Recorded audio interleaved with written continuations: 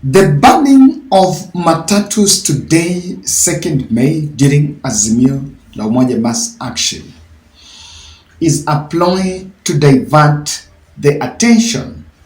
And clearly, I think early morning, Kenyans were caught off guard, speaking more about the banned buses and not about the questions on table. And that is why sometimes I insist eyes on the ball. Welcome to the bold analysis. The timing of that banning, there are two cars, the two vehicles that have been banned. One is the bus, Nganya, along Gong Road. This is somewhere in Prestige, around Prestige. Then there is also a trailer that was also banned in Bypass. Both of two are heavily linked to an organized enterprise that thrived in some sort of lawlessness. I analyzed about this. Now, Ngunyi today released a video that I all want us to look for here. This video you are seeing here is where, and I want to, if you look at it, you see the way the people around it, those who are there, this is the trailer that was burnt along the bypass. And the people around there milled around the trailer. And I think, I don't know how it negotiated a bit, but I understand that it kind of stalled. It also developed some mechanical challenge, hiccup there.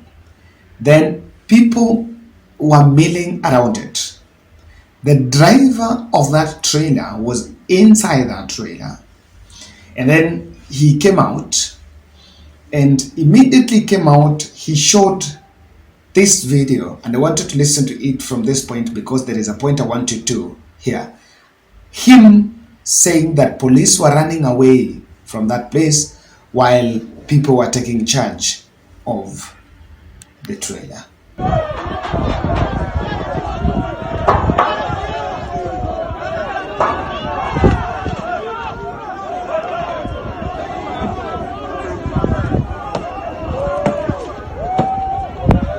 Askari wanakimbia, askari wanakimbia bana, gari yangu imevamiwa, gari yangu imevamiwa. Now that is why Ngunyi was asking in that video, in a tweet that he just shared, asking, did police run away from the protesters there? If allegedly there were protesters.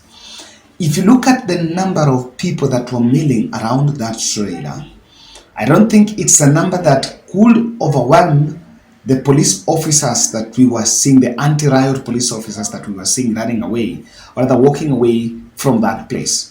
Yes, they were milling around. And again, you even wonder, following up on the protest of the 2000, of the last three protests, I did see bypass, the bypass area where this has happened as a hotspot. You know, I didn't honestly see this. This has never come to the picture. Raila Odinga came on the other side of the convoy. Emerged from the other side of Westlands. Well, Raila, of course, was in town.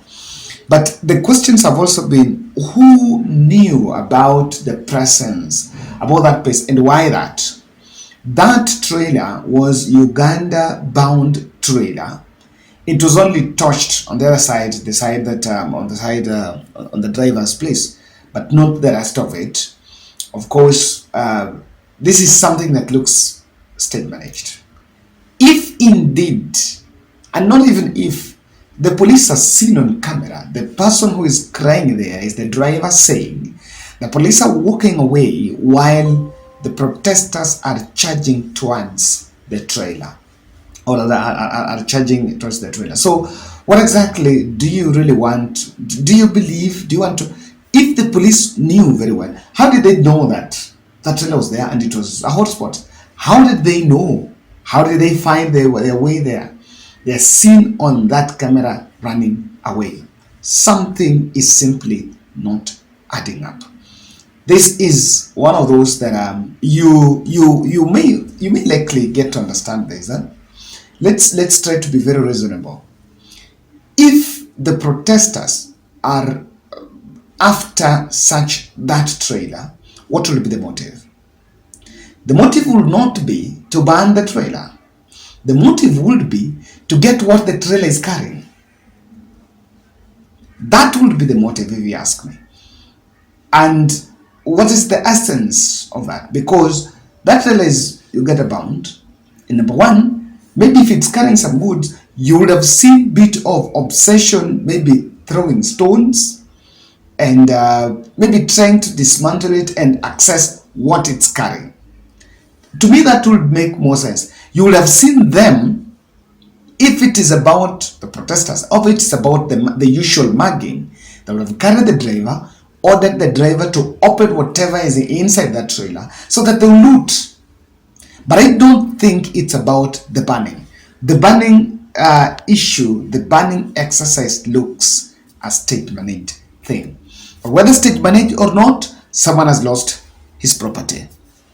And again, secondly, for him to see, it's also likely, there is also a likelihood that, okay, fine, if the police are running away, why are they running away and we are not even seeing those people that are milling around that trailer throwing pelting stones at them or trying to repulse them? You're not seeing that.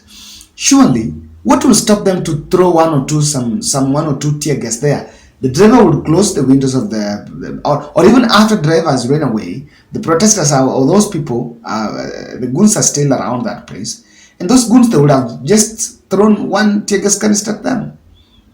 Then we will see even an effort. How is it a coincidence there is no single effort to try to control the situation? And that's what Mutahi Ngunyi really spoke about. Now, we've also seen another video, and this is also there is also another video that was captured, and I think this is the one.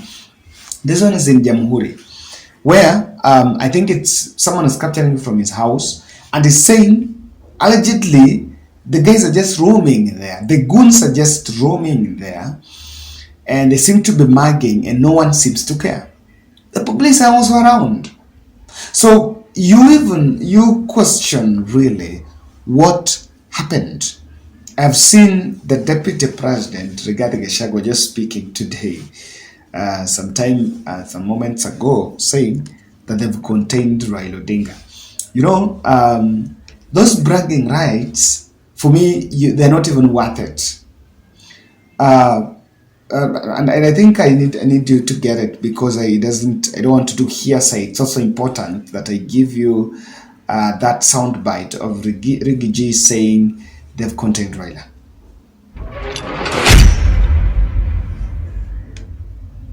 Juzi wametuambia hawataki maandamano, wanataka maongeo. Tumesema haya, enda pale bunge, Kimani Ichung'wa wako pale, kina Tongoyo, muongee. Mimi na rais tuko busy kwa kazi ya maendeleo. Ama mnataka tukue na nafasi ya kuongea na hii watu? Sasa wasema nyinyi mko na wabunge wenu, tuko na wetu, msugumuze. Ile mtakubaliana, mtuarifu. Mzee amesema hapana, wacha arudi kwa barabara. Amerudi. Jana amesema, hii maandamano ni amani. Hakuna kuharibu chochote. Sisi tuko watu watulivu. Sasa leo wamefika pale Gong Road, wameanza kuchoma mabasi. Naye tumewakalia saa hii. Tumewakalia na tunangoja mzee mwenyewe. Hajatokea. Now, that is Deputy President Rigathi Gachagua then bragging there that they've handled. This is the problem with the political leadership, that the whole thing has been zeroed into handling Raila Odinga. You can handle Raila Odinga as the person. The question is not on Raila. The question here is, you promised people and you promised innocent Kenyans, and that, okay, everything is fine, we're in control, and people didn't work. That's the truth. People didn't work. I'm seeing a caucus of governors trying to form a 10-member team, try to intervene between Kenya Kwanza and Azimio in the light of what's going on, because it's also affecting the counties. And that's a really good place to start. But the truth of the matter here is, it's not about containing Raila. Those bragging rights are not worth it. Those bragging rights surely are not worth it. It's clear that something is not going on well. Ladies and gentlemen, I want to explain the Ngunyi's video in some four interpretations of some four observations I'm making. The goons, deployment of goons by the political class clashed with the police operation. This is what might have happened. And clearly, there is clear vector pointing at some specific politicians, especially in the UDA wing, that they've come out. There are quite a number that said there was a press briefing that was held by some youth caucus yesterday, and they confessed on camera that they're mobilizing 1,000 youths, and they're going to be strategically placed in different points within Nairobi, and they're going to be paid from their own pockets, so that these youths will protect the businesses. Now, that this business protection unit within the minds of specific politicians and the dirty politicians in the UDA is what I call the goons. That is it. So clearly, I know even the intelligence and even the police themselves, they're seeing politicians have come in it. And the question I may want to ask at this point is this. The state has the machinery. The state has the police at their disposal. Why do you need to go extrajudicial, or rather, why do you need to go with that extra dirty force of picking goons to wreak havoc in public? And even to those who are in charge of the police operation, if a politician A is telling you that I have 1,000 youths, I have 500 youths, I'm going to place in place X to do this and that, then at the same time, we are also having the police to neutralize the ground. Then you wonder, are the goons and the police working on how are they going to operate at that point? And I can clearly say the fact that some politicians decided to weigh in this mass action by deploying goons on the population or in public might have really affected the operation of the police. At one point, we may blame the police from walking away, from those we saw on camera walking away. But the truth of the matter, the question here is, were they under instructions that those are goons and so they cannot? And if that is it, is there a joint meeting? Could there be a multi-agency, a multi-agency meeting between the goon sector and the police sector so that they know each other? And or rather, how is that coordination going to be done? Really? Because even within the security officers, there are those who are Azimio sympathizers. Irrespective of the tribal picking, where you go and you walk to police stations that ask OCS to give me 3 police officers who support Kenya Kwanza. Give me 2, give me 3. That is what has been happening. But irrespective of that, there are also officers who are Azimio sympathizers. If there is salary delays of civil servants, even relatives of police officers are affected. I was at home just recently, and I think someone might also need a clarification that there is a deduction of 170 shillings on teachers. And 177, and if you don't have money in your account, you get negative 177. I got that, and they were really complaining. Someone said, Kevin, can you ask about this, maybe? So, this issue, if it is about the state to choose between police operation or goon operation, some of these things cannot work, and that is one of the things that is happening. The other thing here is that the command system was compromised by this ugly obsession to pursue Raila Odinga. Today, I can clearly tell you, the police and I think the security officers were looking for Raila Odinga. They were looking for Raila Odinga, and that's why Raila Odinga withdrew. They decided not to go to the protest. Even in war, you know when to clearly. If you don't have your security details, how will you go there? And the security details were withdrawn both for Raila and even the wife and the other new leaders. Seemingly even the whole family, including even Winnie. What does that show you? That clearly shows that the command system is already compromised. And because the police were looking after Raila here and there, it did not go on well. Lastly, the last time there was the issue of the last protest where there was really a lot of complaints on brutality. And goons were unleashed to set grounds. These goons on destruction of property, this is it. Protesters are not goons. Protesters are protesters. Take this to bank and borrow a loan. I can tell you, protesters are not goons. Goons are not protesters. That's it. These things don't just happen. If there is it, if you want to know how sometimes security officers are rogue, they lob tear gas in a petrol station in Muthaiga. So that is the truth. Ploy to frame the banning of these matatus and as attack on Kikuyu's business is behind the emergence of the goons. I checked a tweet of a UDA blogger just before I started shooting this video. And that UDA blogger was tweeting that the two buses, the bus and the trailer, the Kampala-bound trailer is a business owned by Kikuyu, and the bus in Ngong Road is also one owned by Kikuyu. And I'm like, even the one in Ngong, even the owner, no one has come out to claim ownership. And that's why Kenyans are even asking. Immediately that has happened, but no one is coming out to claim that bus belonged to him.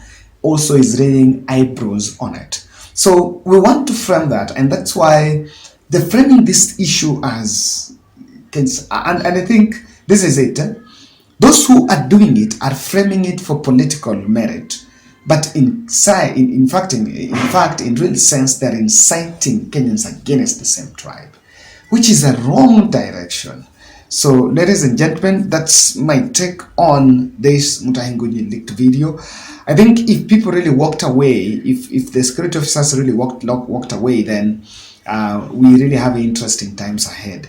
If that is going to be the trend, then maybe Raila's role will only be to call for mass action. Then the rogue politicians deploy the rogue boys on the street to wreak havoc on the population so that to blame it. And I don't know, it's an old playbook, something that even Mike Sonko once said in a video.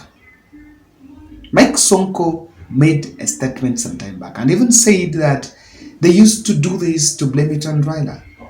Sahii tumeona deep states na system wameanza kuchoma magari, isemekane ni mahasla wanachoma magari. Mimi nataka kutoboa niseme hivi. 2017 wakati kulikuwa na maandamano ya ODM, mimi na Kibicho na deep state wale wengine na system tuliwenda kuprint t-shirts za ODM, tukanunua magari second hand kwa mashowroom, tukazichoma huko Ngong Road, ionekane